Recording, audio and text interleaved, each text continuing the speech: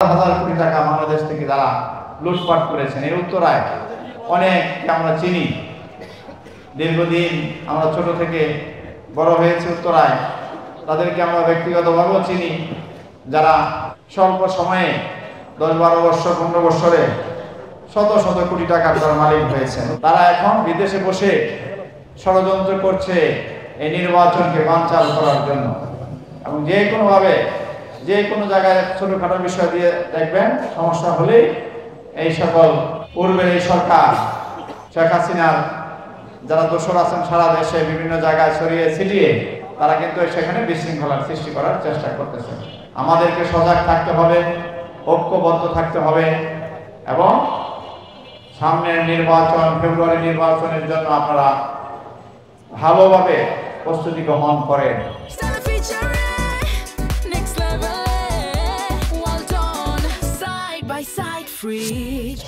দীর্ঘ 16 বছর ফ্যাসিস্ট সরকারের যে দেশ পরিচালনা করেছে, এই দীর্ঘ সময়ে বিএনপি সহ বিভিন্ন রাজনৈতিক দলের উপর অত্যাচার, নির্যাতন, জুলুম, গুম, খুন যা হয়েছে, এই পৃথিবীতে নজিরবিহীন ঘটনা।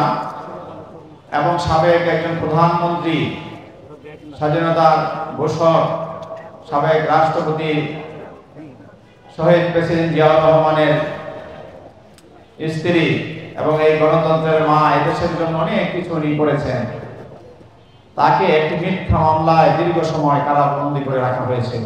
সেই বাহিনী থেকে বাংলাদেশকে, বাংলাদেশ জাতীয়তাবাদী দল সহ প্রায় 50-এর অধিক রাজনৈতিক দলের নেতা কর্মীদের সাথে কথা বলে সকলকে একত্রিত করে রেখেছেন। তার কথা বলা বন্ধ করে দিয়েছিল এই বিগত সরকার।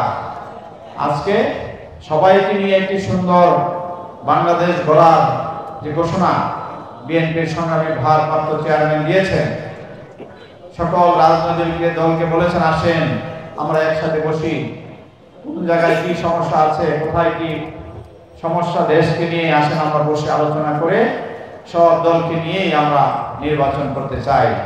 কিন্তু দু-একটি দল বিশৃঙ্খলা করছেন এবং নির্বাচনকে পেছানোর জন্য তারা পায়তারা করছেন। তবে দেশের জনগণ ঐক্যবদ্ধ আছেন, বিভিন্ন সকল রাজনৈতিক দল নির্বাচনের জন্য প্রস্তুতি গ্রহণ করেছেন, সাধারণ মানুষও নির্বাচনের জন্য সকলে প্রস্তুতি গ্রহণ করে আছেন। কারণ 16 বছর মানুষ ভোট দিতে পারে নাই। এই ভোটের জন্য আমরা আপনারা অনেক কেউই ভোট দিতে পারিনি।